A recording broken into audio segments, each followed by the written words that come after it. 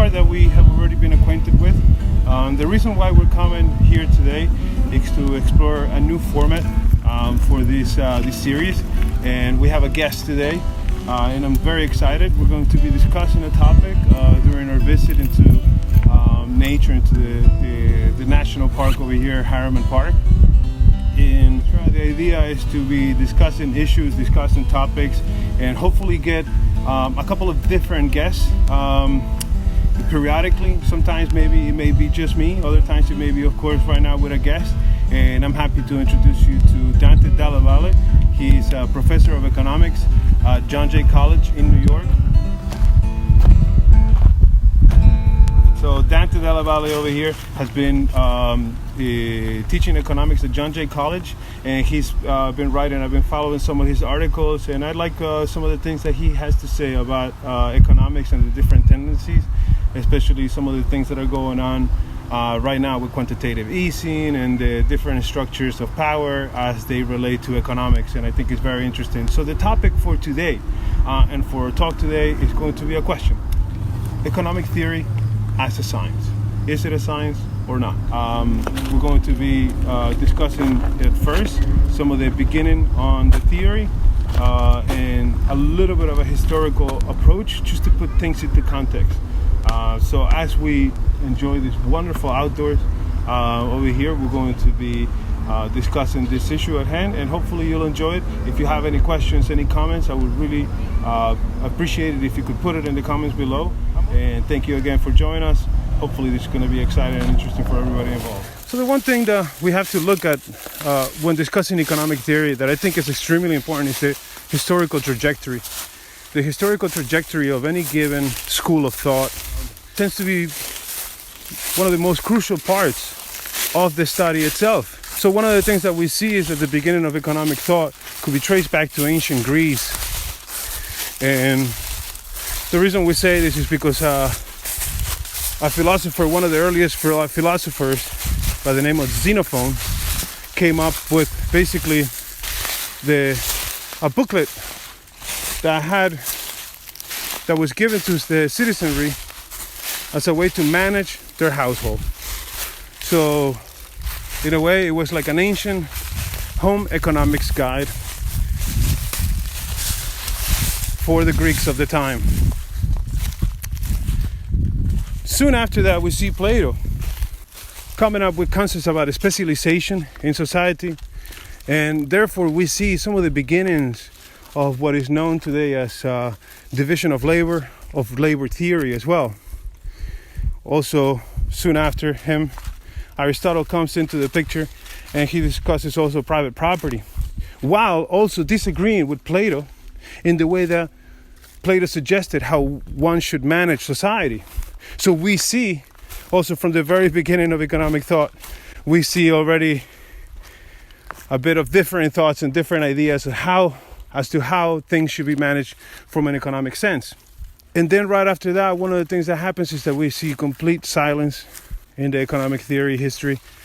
We move forward in time a little bit, and we come across Thomas Aquinas. And of course, Thomas Aquinas, another philosopher, begins to discuss the idea of profits and price relationships in regards to ethics.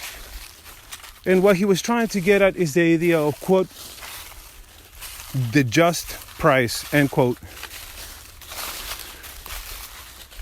At the same time that Thomas Aquinas was developing this idea and closely related to ethics, because we know that Thomas Aquinas had a huge influence, religious influence on his thinking. And we see it permeate a lot of his writings. Duns Scotus made the counter-argument that just price is relative to the benefits of each party. Merchants would just have to deal with those that want to pay their prices. Mercantilism and its effects also are emboldened by economic activity and expansion of the markets. One of the things that we see is that as population grows and centers of trade grow as well, or begin to appear and develop by different cities, by different groups of people and cultures, then we see a heavy involvement in trade. the accumulation of wealth begins to be discussed at the same time. And one of the thinkers that is a proponent of exportation and early mercantilism was Thomas Mann. And right after Thomas Mann, we see Philip von Hornig, which expands the idea of mercantilism, and he begins to write basically one of the texts that directly addresses the idea or the theory of economics. And he's writing the 9 principles of sound economy. He lays out some of the ideas to be practiced by nations. Hoarding of wealth by nation was one of these as well. And Jean-Baptiste Colbert came right after in France and was a proponent of hoarding gold as well as to form guilds that would run the major industries. We see a major shift in the way that mercantilism affects society, as well as the formation of guilds and the specialization of labor, the further specialization of labor. So right after Jean-Baptiste, Richard Cantillon writes the first economic treatise and also seems to inspire the British Enlightenment, which brings us to John Locke. And John Locke begins to develop the ideas of social contracts as a way for individuals to protect and or defend private property. Dudley North came right after with the arguments that criticized mercantilism. Mercantilism becoming obsolete for the structures of the time. Free trade was desired, and the idea of free trade begins to be discussed as well. David Hume furthers the dialogue and begins to speak about the effects of trade and its effects on value of things and the inflation of commodities, of commodifying instruments, i.e. gold, silver, etc., etc. Adam Smith comes into the picture as well, and his works, Wealth of Nations and Theory of Moral Sentiment, affects economic theory dramatically, and he's considered the father of modern economics by many. And this, without going into further analysis of the historical trajectory and record of economic theory, we could begin to sort of assess this situation. And my first question to you, Dante, is how could this historical trajectory be interpreted thus far, and what are the implications of such a interpretation? I think in the context of our question today, is economics a science? And just to preface this question has been explored throughout history, specifically since the scientific revolution, economics as a science, but really specifically since the marginalist revolution in the late 1800s, early 1900s, and the separation of politics from economics, so the separation of the study of power from our economic processes and lives. Now, the implications behind this historical trajectory of economic thought, I mean, are many, but just to bring it back and hone it back to the question, is economics a science? I think that it's interesting to see the early thinkers, Thomas Mann, William Petty, Adam Smith, even David Ricardo, David Hume, who was admired by Adam Smith. Adam Smith looked up to David Hume very much so, because David Hume, an empiricist at that time, was very much viewed as a reverend to the church, to the establishment. But the question really, the answer to your question is that all of these thinkers, even if they were pro-market or pro-capitalist, or even if we view them today as having what we would call in the United States at least a conservative viewpoint on how markets should work, or the world term, right? The world academic term would be liberalism, but in the United States we think of liberalism as something different. But the implication is that all these thinkers incorporated the study of power and history into their economic thought. And that's very important, because without studying history, without historicizing different economic systems, and without studying the relationship of power, that is, who decides what is produced, where it's produced, how it's produced, and who gets to do what with the profits, is the most relevant question. Economics proper today, at least orthodox economics, where you're taught in any major university, has nothing to do with power. There is no study of why the laborer is performing labor, and why the person that owns capital is not performing labor but collecting rents. That's a given, and I think that's the most dangerous part of treating economics as a science, instead of as a social science, right? Economics is a social science, and all economic activity, quote-unquote economic activity, needs to be studied within its historical context. And so I think that's the important takeaway, is that even these early thinkers of what was revolutionary at that time, capitalism, right? Capitalism was a revolutionary system compared to what it came out of, feudalism, right? And so these thinkers, even though, again, we today would consider them somewhat conservative, actually were pretty intelligent, for what it's worth, compared to today's economists, who are mathematical fetishists and are much more concerned with producing some novel thought along the lines of some function that explains the movement of goods and of supply and demand, than understanding the historical trajectory of how we ended up with this iteration of capitalism that we're currently living in. Thank you very much for that thoughtful response. Now, while these ideas seem far into the past as well, they have informed the concept of our interpretation of these. And in order to address the ideas of economics as a science, as a pseudoscience, we move forward in time. And as you had mentioned, the likes of David Ricardo, I would also like to add John Stuart Mills to that, and eventually lead us to Karl Marx, these two thinkers. And then jumping forward to the 1700s, the mid 1700s, and the late 1700s, we see the discussion of economics and economic theory even reflecting today's discussion and today's arguments that are still unresolved. And one of the things that we see over there is the marginal revolution, and the analysis begin to be discussed within the ideas of shifting value of commodities, a sort of sliding scale without much concrete reason behind it, except for the sentiment of the parties involved.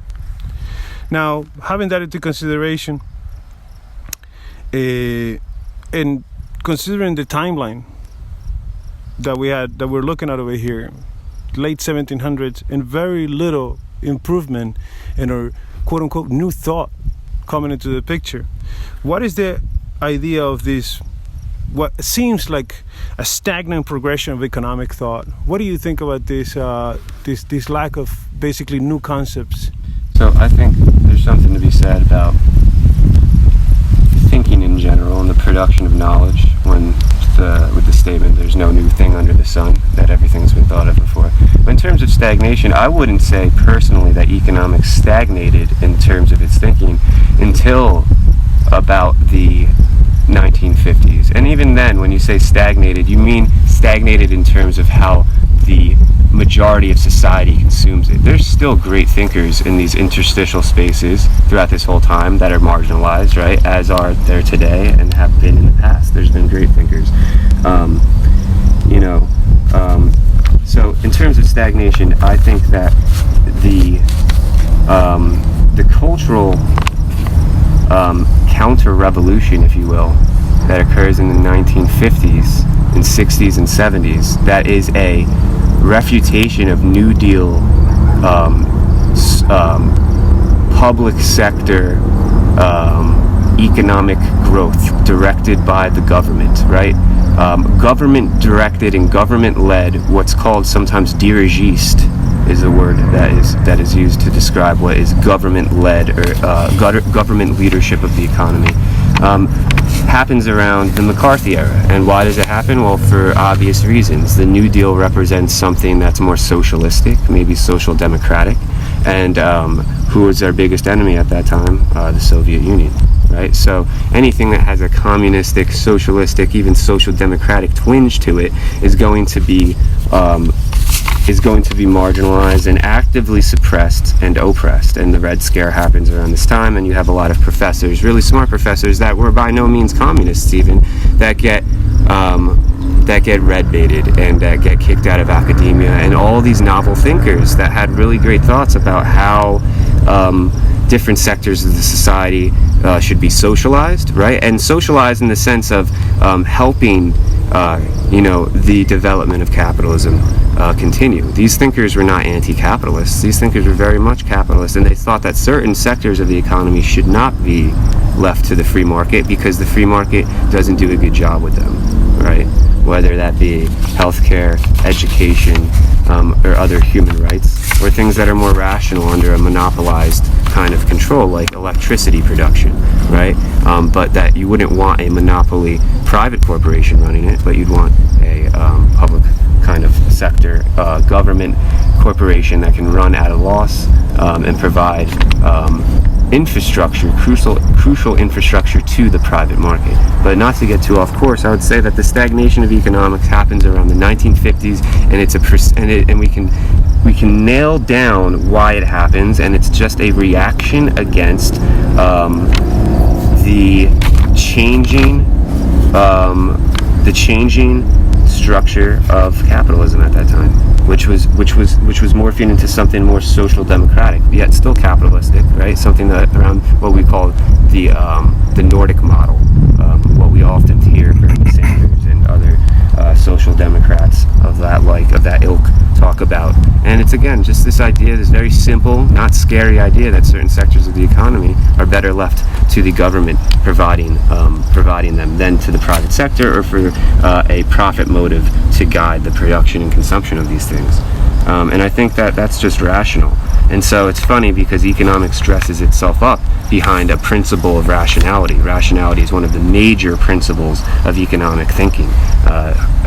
Orthodox, neoclassical, what they call it, which is just kind of, you can think of cheerleading for the current economic system.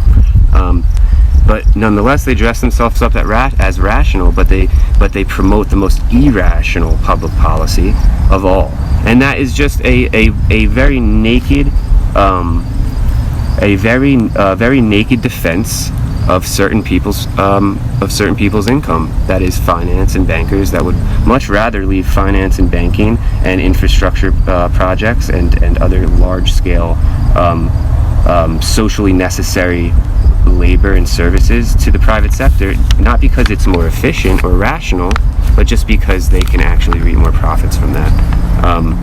And so in one way it is actually rational, in the sense that you'd want to block anything that takes more away from you.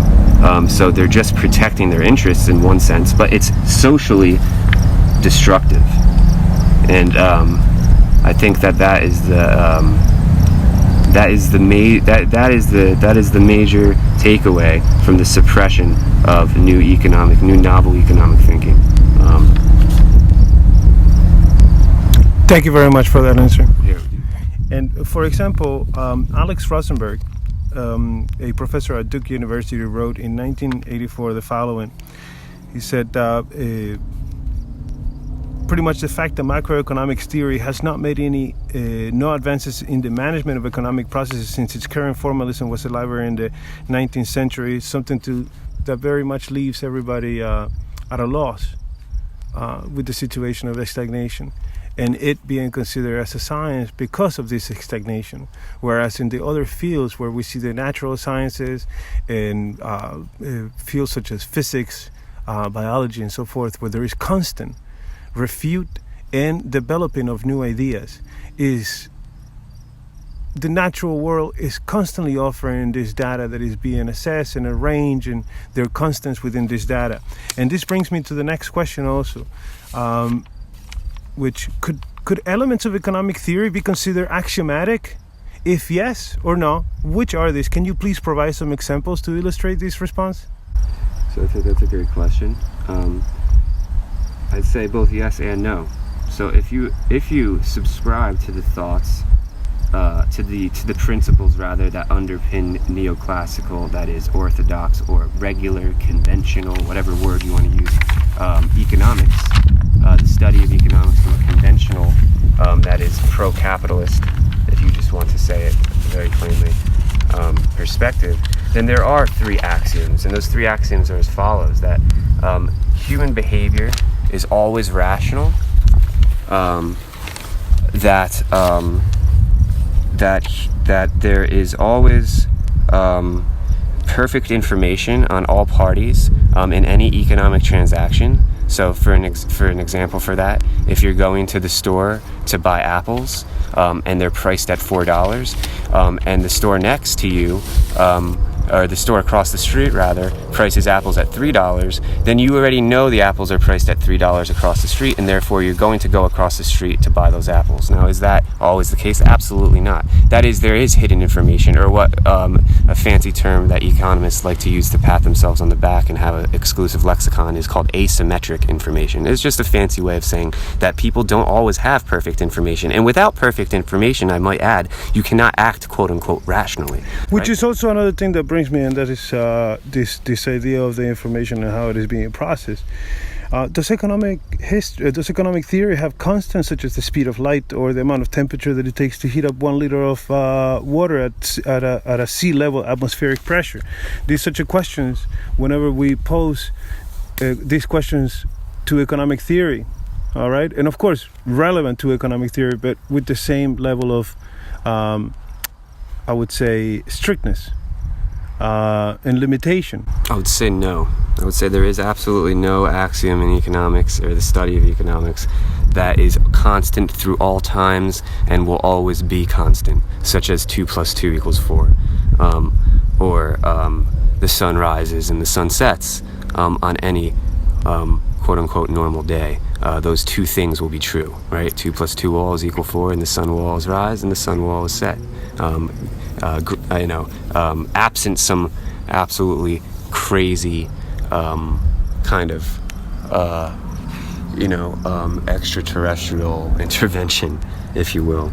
But in terms of axioms, no, economics doesn't have an axiom. Why? Because sociology doesn't have an axiom. Anthropology doesn't have any axioms. What are they studied under or within? They're studied within a historical context always, and they're studied within a cultural context always, right?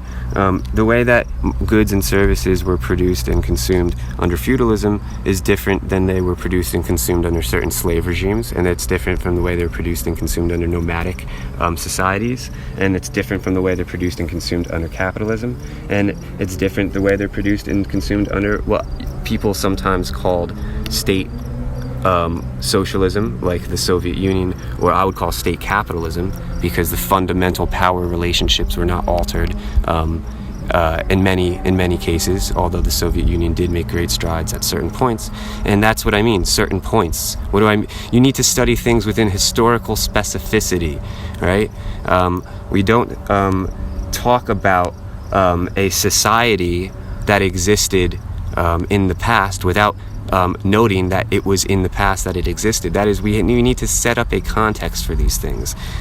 Maybe with physics you don't need to set up a context, but with or with chemistry or biology, certain things are constant. But with economics, just like with other social sciences, because it's a social science, it is not a natural science, right? That is never the case. There aren't axioms. There is one axiom. Human beings will always produce what they need to consume, or get what they need to consume by producing for others. I see. That's very interesting. And I think that also brings me to this idea that you're extremely familiar with, because you at John Jay College, you have a couple of courses on statistics. Mm-hmm. And as a professor of statistics, you're very familiar with the interesting aspect of economic theory that is basically used to justify it by some prominent scholars out there, to justify it as a science. And that is the heavy use of the mathematical structures, the mathematical approach to economics, the formulaic approach to this. This aspect tends to be used to justify the recommendation of economics as science. And within the heavy use of mathematical equations, we also have the notion of equilibrium, which is a funny notion as well. Now, let us first discuss the idea of usage of mathematics and the justification thereof. If you could basically just try to discuss this idea, the use of mathematics within economic theory, and how this could be used for or against the argument. So I think many people that are familiar with this subject much more than I, some of the professors that I've had the honor of taking classes with, would say that this mathematical formalism, or this mathematical fetishism really arise with what you said earlier, the marginalist revolution. The marginalist revolution is the separation of the study of power from economics. It's really the beginning of quote-unquote economics without political in front of the word, right? Because before then it was political economy, the study of economic relationships within the larger study of political power and social organization. Now when you take away the social organization and the social context and the political context and the distribution, maybe unequal distribution of power, what are you left with? Well, you're left with some bare economic transactions, maybe the production process, maybe you have an interest in studying prices of certain goods and services. These are all relevant, and this is the beginning of economics as a science, or of economics endeavoring to be a natural science. So another thing that is, sorry to interject, but I cannot help but think about the idea of the evolution of complexity. And basically, one of the things that happens, at least from me, from me outside looking in, not being an economist myself, but trying to understand this as economic processes, we see a lot of value in our parties that get involved that are completely alienated from the thing itself that is being traded. So, for example, a secretary in Thailand is involved with some sort of iron deal, but she has never even seen an ore of iron. Yet there is an insurance person that insures her work, and everything is reliant upon that one commodity. So therefore, this level of complexity within the system of trade and this economic systems in the global sense, I think that economics is a way to sort of begin to rationalize this level of complexity. Is that correct? Like, is this a correct assessment, rather? I'd say that it's again, it's neither right or wrong. It's a product of the time period under which it is unfolding. Of course, we think about the complexity, or what you would say the interdependence between or the interdependence between very distant places, whether that be with your example of the secretary that's facilitating the transaction of iron and has never seen an iron ore, has never been to, like, say, Bolivia or other places where iron is a major export commodity. But again, these things are both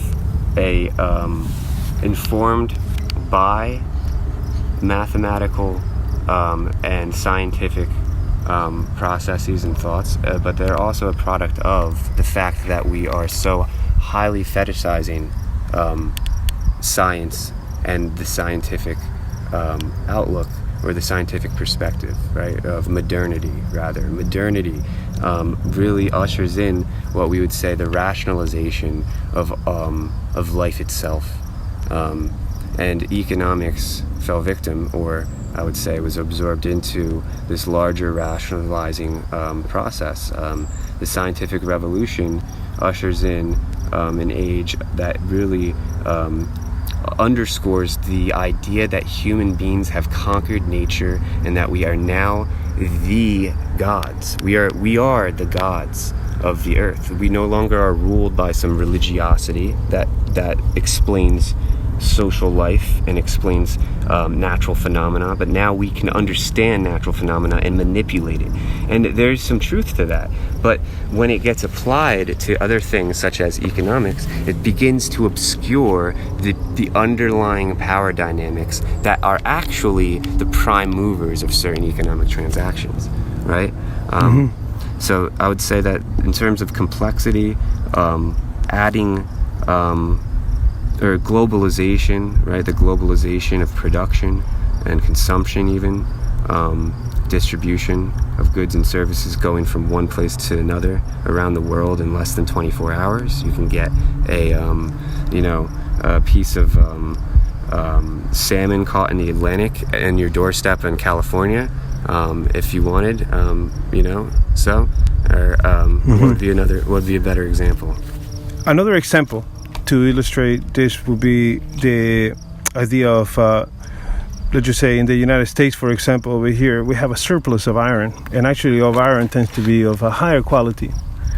But the price in order to get the iron from here tends to be very, very counterproductive to the idea of development, and I would say building a building, and the cost arises so much. So it is better to buy less quality iron, ship it from the other side of the world, than to buy it from the closer market, which seems to be the logical thing to do. The rational thing to do will be to get the iron from the closest source possible, that is the higher quality possible, because then you have a higher quality product. But then again, the idea of value within this, and the shifting notions of this, and the globalization of the market in that sense, make it so that it is better to buy something from a market that is extremely removed from the reality of this market here. Yeah, absolutely. And I think that's a great point, because we have to ask ourselves now, why is it cheaper there than it is here? Why do we prefer to get our t-shirts and our textiles from Bangladesh instead of getting them produced in Los Angeles? The reason that it's cheaper there and here is not from any economic principle. It's from the fact that certain places are poorer and must perform labor at a lower price and must sell commodities at a lower price than other places. And this is an historical and political phenomenon. This is not an economic phenomenon.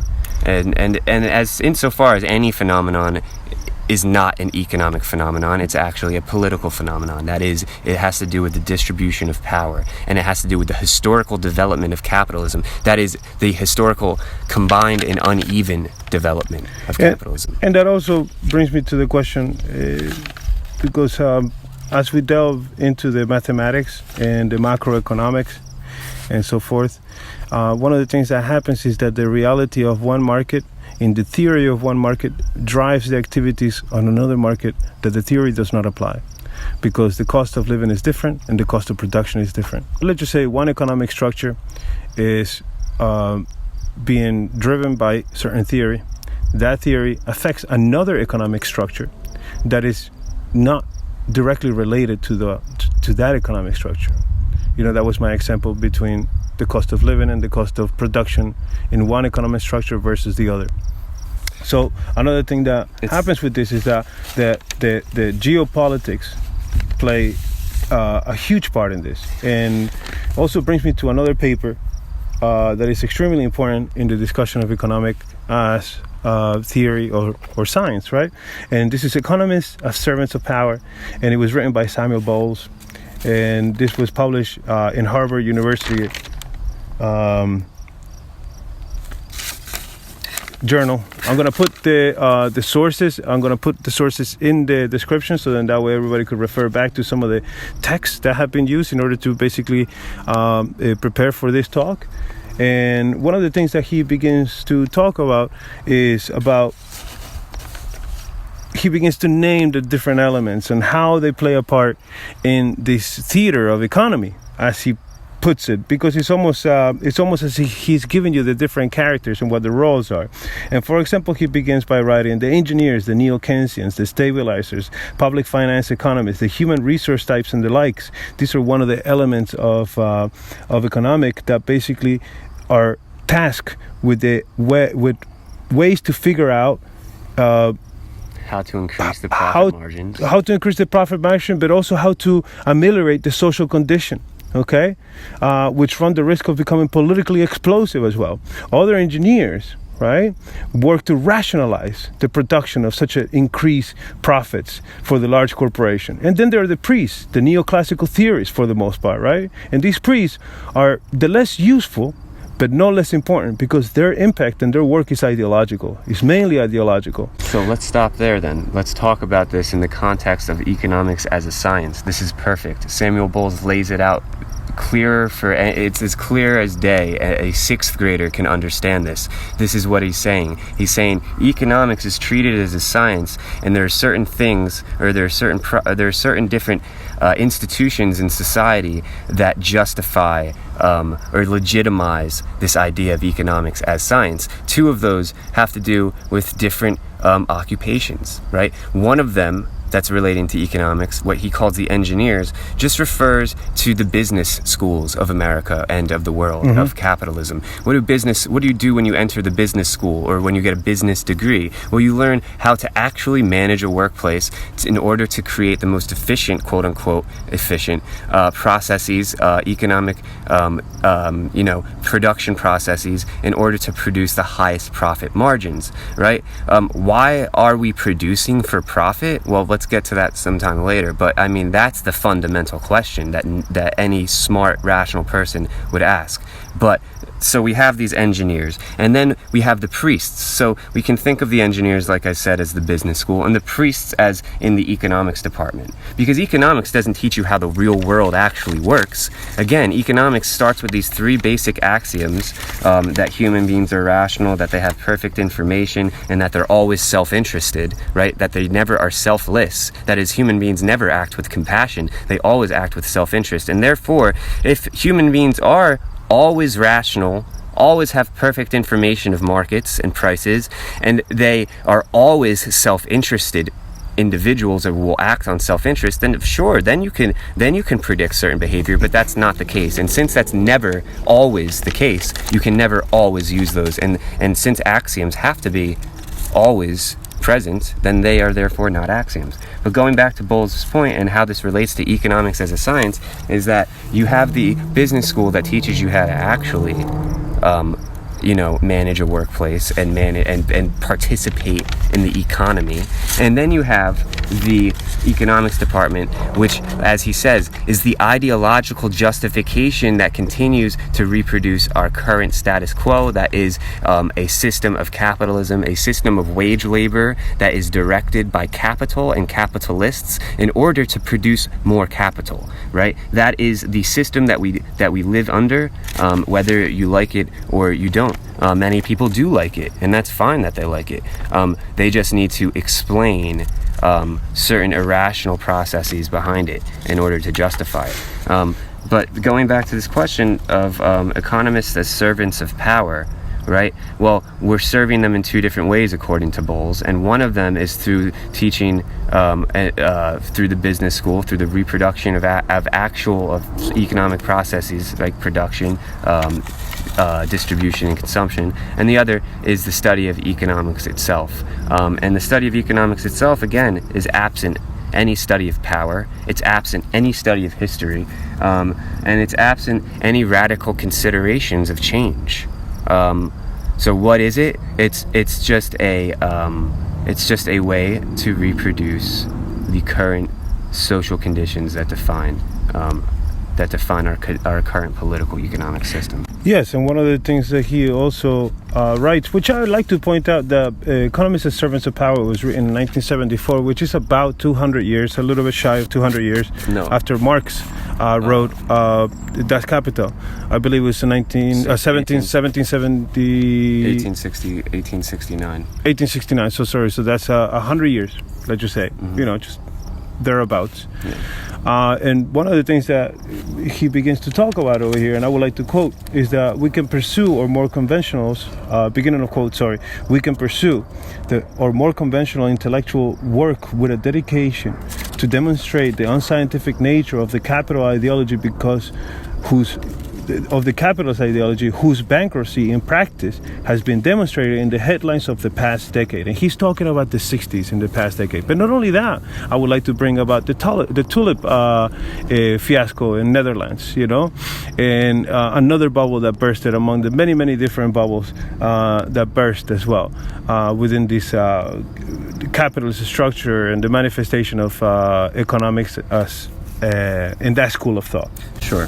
I would also temper the statement that the tulip bubble was a product of pure capitalism.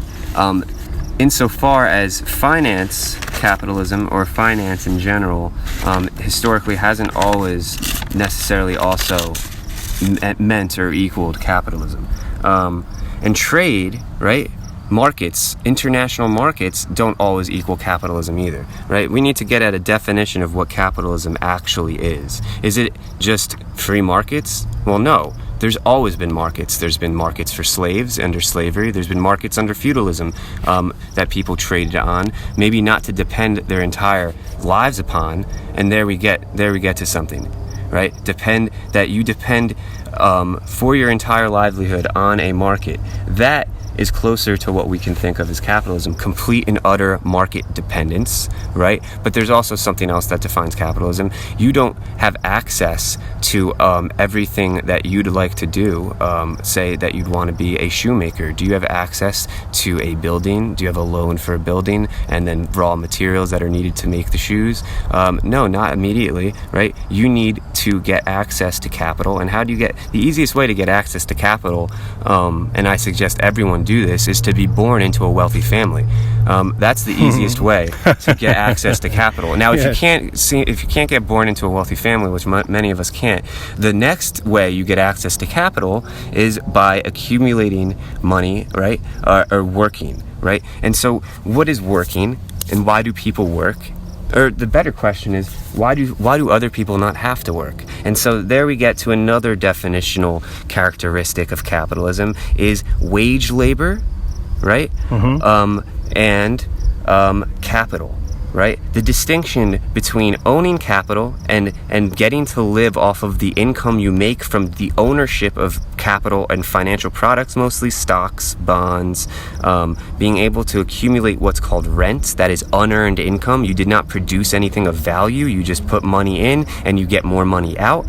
Do you live like that, or do you happen to maybe own a couple of factories, huge maybe corporations that you sit on the board of directors of? The point is, do you get to manage or own, or do you have to labor in order to receive an income? Now that brings us to the question, there's two different types. Maybe another word for types is classes. Two different classes of people, right? There is class stratification under capitalism, right? And it gets to this idea of economics, of refuting the idea of economics as a science, insofar as we consider that we do not have access, we don't have a choice into the matter of what class we are born into. There's this fallacy of upward mobilization. Let me pull back a little bit, sorry to interrupt, because one of the things that I want to discuss is the economic theory as a science, of course, but the main manifestation of economic theory is we see in the world is capitalism. And of course, the idea of capitalism being justified by economic theory and or being backed up and discussed as such is also one of the main problems. But without having to be discussing one specific manifestation of economic theory, I would like to also add that how is it that the school of thought of economics is used in a way to justify measures, and then also vested itself with the powers that be that would give it credit when it is considered a science, I think, sometimes. So yeah, I think, well, the thinking that economics is a science in the first place justifies capitalism as a political economic system. It's the most rational, they say, right? It's just human nature, right? And if it's just human nature, if capitalism just kind of works off of our quote-unquote human nature, to truck, barter, and trade, as Adam Smith would say famously in his Wealth of Nations, then that would be all fine and good. But the fact is, there is no set human nature, and that humans are not always greedy, they're not always self-interested, they're not always rational, that's for sure, and they definitely don't always have perfect information. I guess we have some Company. some other visitors over here. I would like to stop here for a moment, and I would like to move us to a different location. We're going to be exploring the rest of the park a little bit more, and walking around a bit. And we may come back over here, or we may see you during the fire, and we'll have some final thoughts. And maybe we'll circle back again with some of these ideas by the fire. Okay? Let's do it. Thank you so much.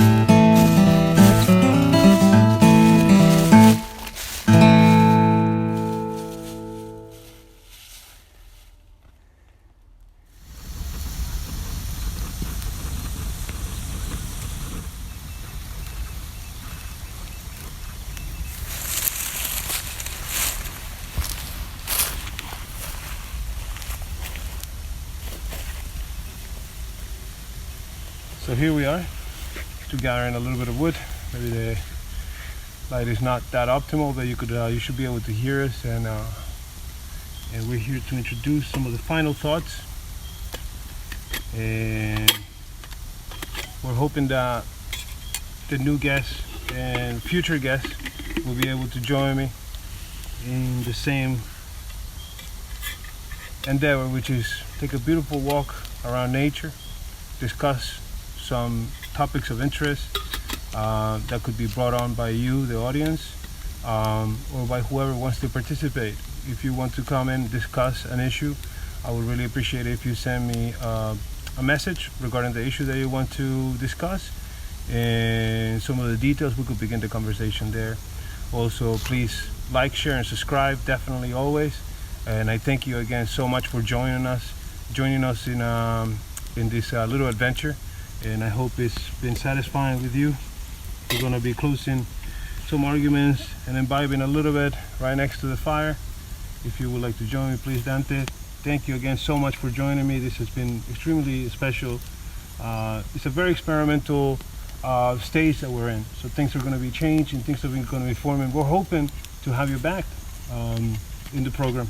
Yeah, I hope and to the be series. Back. This was a lot of fun. Thank you so much. Yeah, thank you so much, and I me. appreciate your company as well. It's great. Let me just. There we go. Some whiskey from the flask. Definitely. If you can't see, we have some straight bourbon whiskey. Some good old American bourbon. Yeah, indeed. You can tell from both of our accents that we're from around here. So, economy is theory. What an amazing notion, what an amazing idea that is still contested by some of the greatest minds in economy up until this day, and we don't see the end of it. Even though, again, the Nobel Prize for Economic Sciences is there in place very recently as of 2012. So the Nobel Prize in Economics actually has been around longer than that. It's been around since, I believe, at least the 60s or 70s, whenever John Nash. Yeah, and we'll come up with the right exact number right now. As you can see, we don't have computers in front of us, and this is also the beauty about this thing, is that we are sometimes some information is a little bit harder to recall exact, Yes. but we'll correct it definitely, and you will see it in the video. Yeah. But regardless, the idea that economics should have a Nobel Prize in the first place kind of recircles back to our original thought of why is economics treated as a quote-unquote natural science. And don't you think that also the Nobel Prize does have a little connotation as to authority in the field? Absolutely, yes, exactly. So these accolades act as a measure of authority and a measure of it acts as a signal that these are the correct ideas, right? And so if you win a prize of any sorts, you're being rewarded, right? And so rewards are only given to behavior that is somewhat socially desirable, right? Or to somebody that has achieved something novel in their field.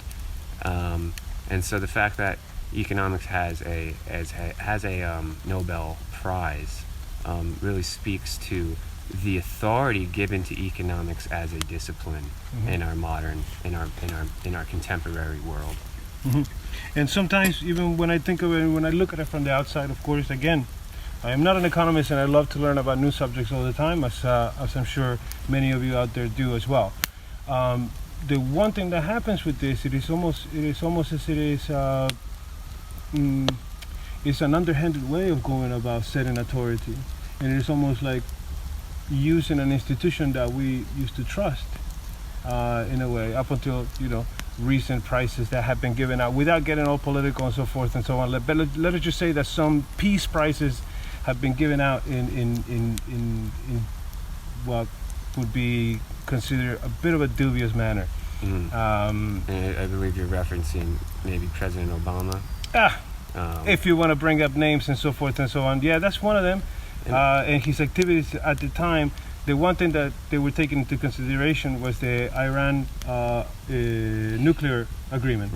Right? And that was the main reason for the Nobel Peace Prize, which also was an amazing thing to achieve, which was long overdue. All we had to do is set dialogue. But anyway, to go back to economic as theory, or economic theory as science, rather. Besides the idea of the Nobel Prize, besides of the basically the supporting of the current economic theory manifestation in this system, specifically over here in the United States, capitalism. This is the way that economic theory manifests itself over here. And this is the way that it has sets itself up in the structures of power, right? How is it that also this plays a part in the justification of economic theory as a science from some parts of the field, right? From some of the experts in the field. So can you rephrase that? Basically, what is the ultimate main purpose of saying that yes, it is a science? Yeah, I think the main purpose in trying to validate itself or justify itself, salud. The main purpose in trying to justify itself as a science is a product of how we as a society think of science, the word science in general. The authority behind the word science, the idea of science, right? Going back to the scientific revolution, the Enlightenment, the idea that rationality drives social institutions and the development of different social institutions. So to be labeled as a science is to imbue this discipline of economics, this subject of economics, with a kind of social legitimacy, right? It's another form of because legitimacy. How is it that we could drive policy unless, of course, we think of it as like something that is very, very much like, let's just say, not finite in the sense that it ends somewhere, but finite in the sense that is considered a science in the way that it is measurable, let's just say. Sure, and then it informs policy. But we have many other things that are not scientific that inform policy. Yes, and I think that sometimes trying to find shelter for homeless people, maybe spending on a shelter, the state maybe spends on the shelter government money, subsidizes homeless shelters. That doesn't produce anything of value in the terms of capitalism, right? It doesn't produce any market value, but it produces a social value, right? It houses people that don't have homes, it makes sure that they're taken care of to a certain extent. And so, in terms of public policy, lots of considerations besides scientific ones drive public policy, but only the scientific ones seem like they have a veneer of legitimacy behind them. And so it goes back to the idea that we can separate both moral considerations, ethical considerations, moral considerations, as well as historical and political considerations from the economic realm. And we cannot. I'll definitively say, and it's funny, before, when you said not to get too political, or to try to stay away from being political, that is quite impossible. And that's the point of this whole nice conversation walk that we've had through Harriman today, is that the separation of politics from economics is the fundamental criticism I have of the field of economics. And to go back to that idea as well, to agree with you, it was a little bit hard as I was trying to, fulfill my role as an interviewer. It was a little bit hard to try to stay away from or separate the idea of economics from political theory. And that's a good thing. See, you just said yourself that you have to endeavor to do such a thing. That should tell you something about the field itself, right? It's actually pretty difficult if you really want to make a real world assessment of the way that the economy works. It's very difficult, if not completely impossible, to separate out geopolitical concerns, domestic political concerns, local political concerns, politics, right? What is politics? We think of politics as maybe studying the institution of government, but that's not what politics is. We think of politics maybe as studying different forms of political representation. Maybe some are democratic, totalitarian, but that's not politics. What is politics at a fundamental level? At an essential level, politics is the study of the distribution of power. That is it. That is it. How is power distributed? And so therefore,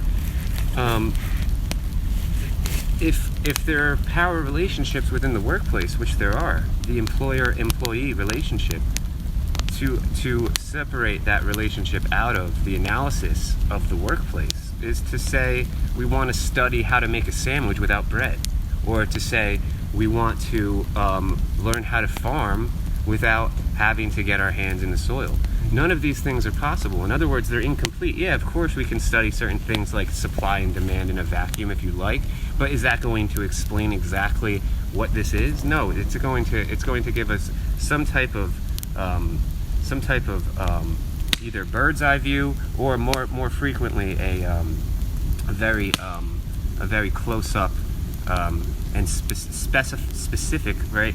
Phenomenon. So you're an economist, right? Oh, okay, I'm an economist. What kind of economist are you? Oh, I study the labor market. Okay, you study the labor market. Oh, I study commodities. I'm in finance, right? We have all of these very specific things, and when you look at things at a micro level, you can miss quite literally the forest from the trees, right? Yeah, that's true. And so that also works. Specialization, right?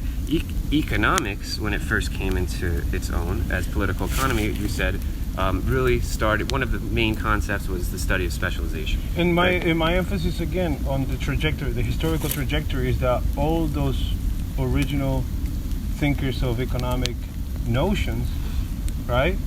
The earlier, rather than original, right? The earlier thinkers of economic notions were put forth by strictly what we consider nowadays philosophers. Yes, and that's a great point. And one of the things that happened is that the just price and how price interacts with society came from Thomas Aquinas. Right, and who was a moral philosopher. And not only a moral philosopher, but man. heavily influenced by a certain type of religion. Right. Which is then also was a source of power as well at the time. Yes, absolutely. And there you go. And then we get back into the study of power. Yeah. Right. We have to. And these are the problems with economics and usury and all the confusion that were happening all over throughout Europe, and also how banking and all these different things. But I don't want to go deep into that, because I would rather have the right factual things. But sometimes some of those ideas of just price kept certain activities from basically the Christian believers from partaking on, like, proper interest rates, like what we call modern banking.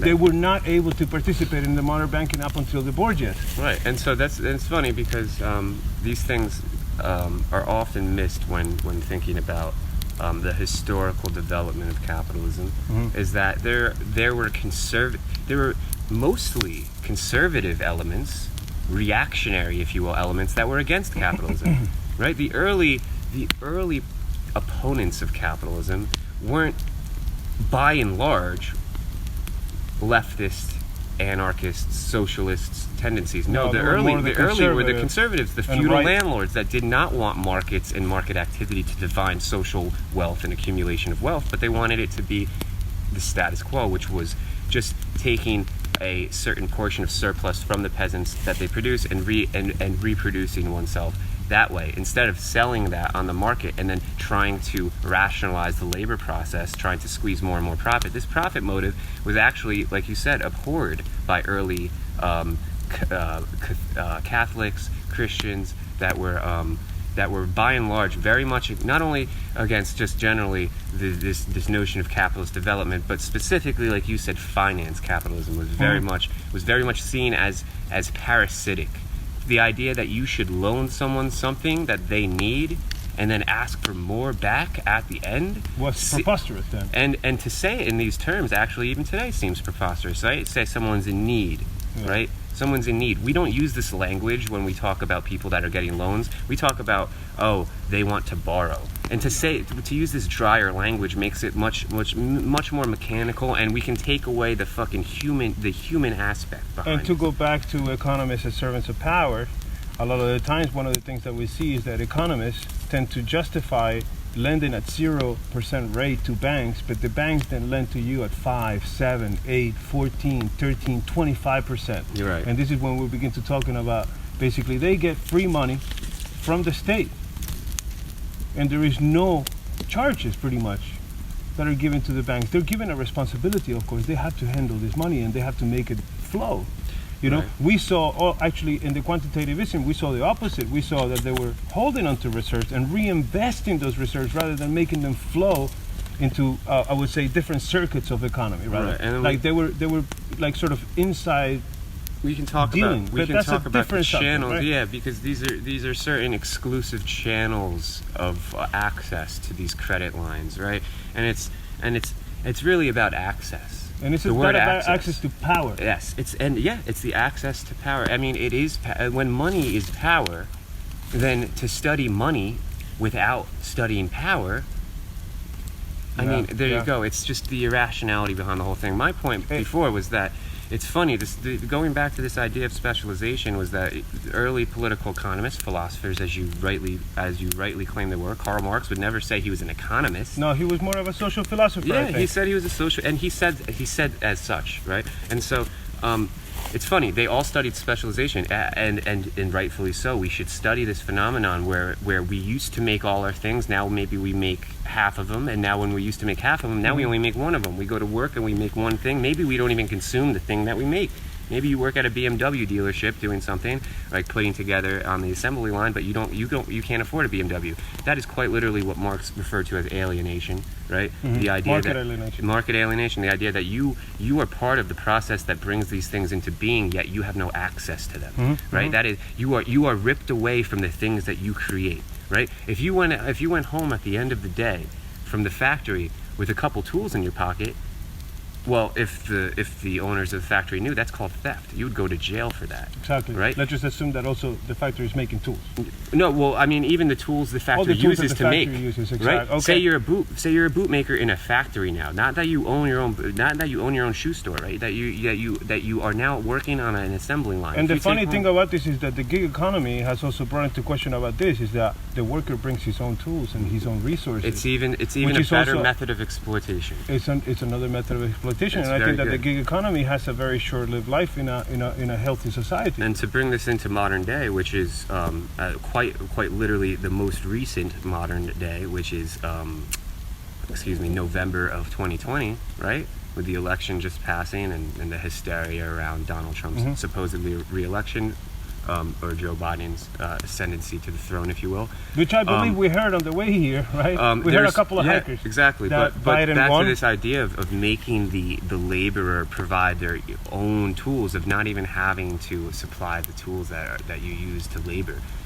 Prop 22 passed in California. And if you guys don't know Prop 22, Can you please expand a little bit? yeah, on Prop sure. 22? Prop 22 was an amendment that opposed the labeling of Uber and Lyft and gig economy employees as employees rather than contractors. So there is an earlier proposition, or there is an earlier law rather, that was going to be passed in California that was going to force these corporations like Uber, Lyft, and other gig economy corporations to label their drivers as employees. And what happens when you label someone as an employee is that you have to provide certain things for them. So of course Uber's not going to want to label them as employees, because then they're going to have to be responsible for a bigger portion of their reproduction. The legal standing of an employer requires that the state has to, the employer has to fulfill certain state requirements. Right, and what was the argument behind their inability to fulfill the role of an employer to their employee? Well, it was that they just didn't have the money. And so you wouldn't get the great services you get, such as Uber and Lyft, if they were going to be forced. But they're one of the most profitable companies in the industry, that part of the industry. They are, and they are also, well, a lot of these gig economy, to be fair, a lot of these gig economy corporations that have sprouted up, these out of Silicon Valley mostly, actually have been performing at a loss for a long time. But to your point, yes, but to your point, like they still, and by they I mean the CEOs, the board of directors, the shareholders, they still make a handsome profit, right? Because this is another thing, is that you don't have to be profitable in the traditional sense anymore in a modern day capitalism in the year 2020. You don't have to be profitable in the traditional sense of having an accounting balance where you have more assets than liabilities. All you need to do is show some type of future worth to investors so that they can rally on your stock, they can buy all of your debt, and you can continue to pay out the CEOs handsomely, the board of directors, and the shareholders handsomely. And these are some of the things that have arisen from basically manipulation of economic theory and manipulation of markets, as well as manipulation of control and access to power. And these are some of the issues that I think are essential and central when discussing economic theory as either a theoretical, humanistic school of thought, or discourse, or continuous discourse, or as a science, as a natural science, right, such as physics and biology and so forth and so on. Right, and I think what we really did, though, Lucas, and the format of this thing that you're starting here of walking and talking about subjects is very admirable in the sense that you're trying to keep a level playing field, and you're not trying to be biased and trying to espouse your own political or imbue the conversation with a partiality of sorts. Like while I have my own predilection, I'd rather leave it out. Definitely. Right, but I think what we fundamentally came down to is that even if you do believe that capitalism is the best system, right, economic system to be governing social life, that you can't deny that there is a political motivation, and that there are political analyses that are embedded within this idea, and that therefore I think we proved here today that economics is not a science. And with that, we'll say good night, and thank you so much again for joining us. I really appreciate your time, and I appreciate your input. Any and all input will be welcome. I'll try to answer all the responses to the video, and I welcome you to join me in one of these talks.